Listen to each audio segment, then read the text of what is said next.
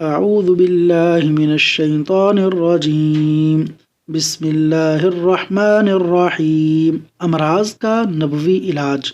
نبی اکرم صلی اللہ علیہ وسلم اپنے اہل میں سے کسی کو دم کرتے تو اپنے دائیں ہاتھ سے تکلیف والی جگہ کو چھوتے اور یہ دعا کرتے: اللہم رب الناس، اللہم رب الناس اذہب الباس واشف انت الشافی واشف انت الشافی لا شفاء الا شفاؤک شفاء لا يغادر سقما لا يغادر سقما۔